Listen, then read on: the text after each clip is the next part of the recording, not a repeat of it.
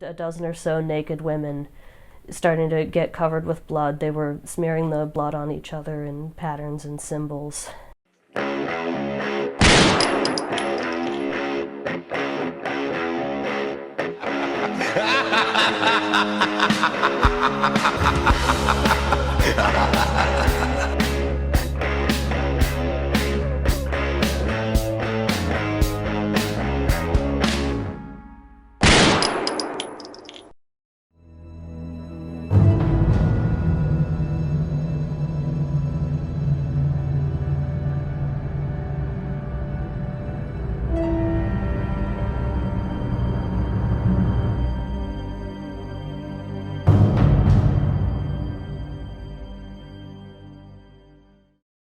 Of course, while witchcraft, goddess worship, and other forms of pagan spirituality serve to undergird and empower the abortion industry, the vast majority of its supporters have no conscious interest in, and likely would even condemn, such forms of occult spirituality. No matter, as long as they sacrifice or support the sacrifice of children to the idols of convenience, they are, whether they realize it or not, ensnared by the devil, having been captured by him to do his will.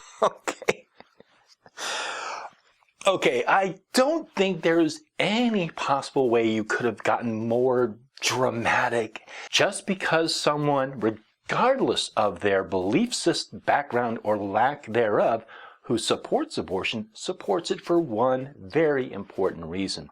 And that is so that women have a choice whether or not to have an abortion or to not have an abortion.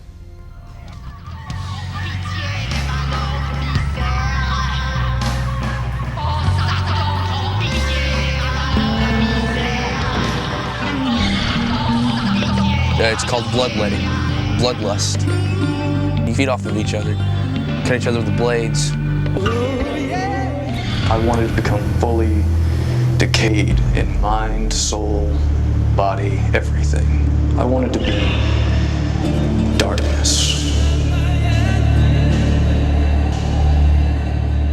What the fuck? What you're doing is you're just trying to cloud this issue by playing some clip that I don't know where you got it, but it doesn't have anything to do with witchcraft. It doesn't have anything to do with the abortion issue. It's completely just taken out of context and slapped into this video purely for the hope that it might shock some people.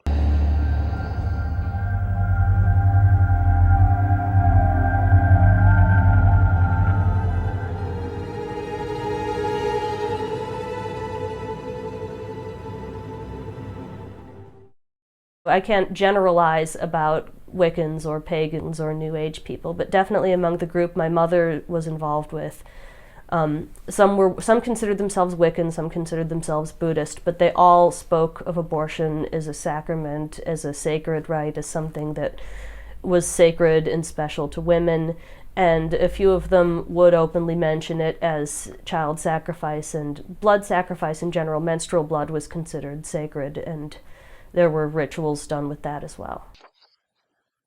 It's funny, you didn't mention anything about that in your testimony from May 7th, 2004, which there will be a link down below. In '92, they were worried that if George Bush got reelected and there was a Republican Congress, that there would be a lot of restrictions on abortion, that Roe v. Wade might even be overturned, and that the abortion industry might have to go underground.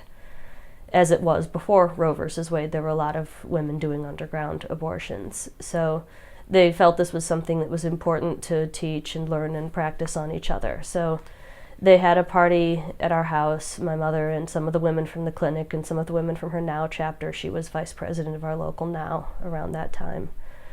And so they came over and brought, it's mayonnaise jars and tubing and very crude suction pumps is how you do menstrual extraction. And other than that, it was sort of just like a party. I mean, my dad and I set up, stock pots to boil the equipment in between uses, and I, set up a table to serve drinks and hors d'oeuvres. And the women we set up plastic sheets in the living room. My dad and I mostly stayed in the kitchen because Mom and Dad were arguing about whether or not I'd have to participate in the party or not. My dad eventually won, and he and I went out to dinner and a movie and didn't come back till late that night.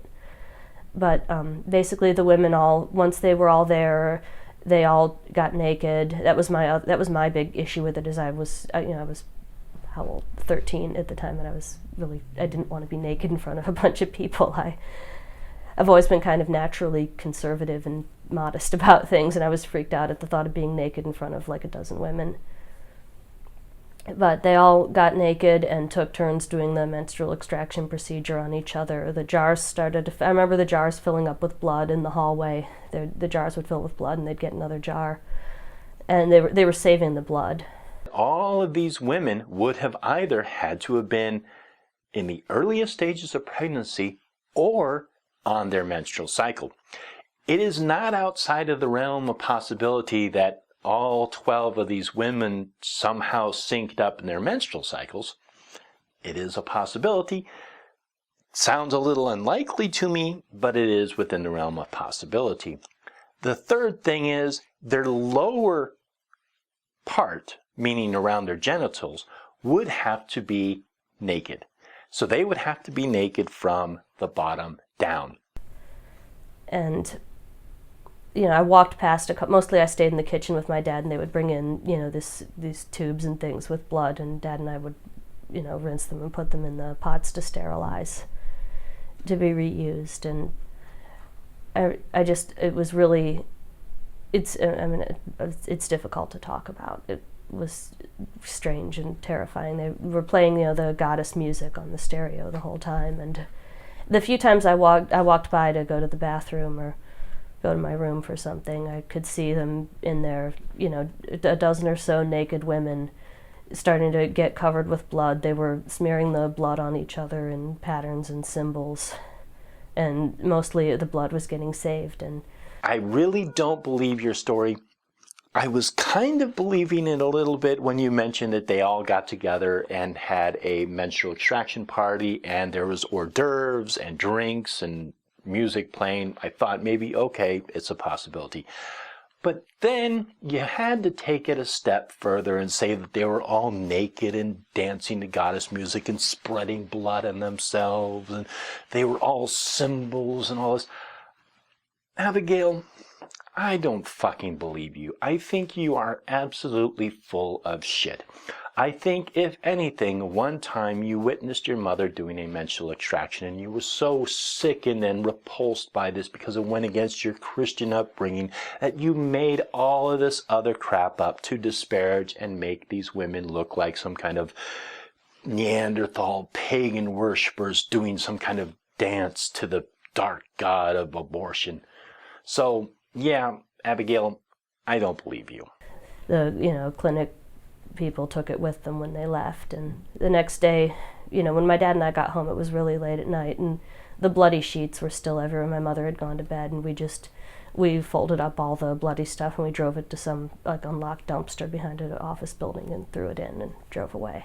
Blood that comes from any kind of a surgery is a biological agent. As such, it's not something you can just throw into a dumpster or dump down the sink. It actually should be, large quantities of blood, actually should be disposed of properly, and hospitals and especially abortion clinics have a process for doing this. We just kind of tried to put it out of our minds. My dad was my dad was still nominally Christian. He didn't go to church, but he still considered himself a Christian. And he just kind of withdrew during all this and eventually left. And Abigail, as a final conclusion to all this, none of this is in your story, which again is linked down below. People can read it for themselves. It's not in your testimony.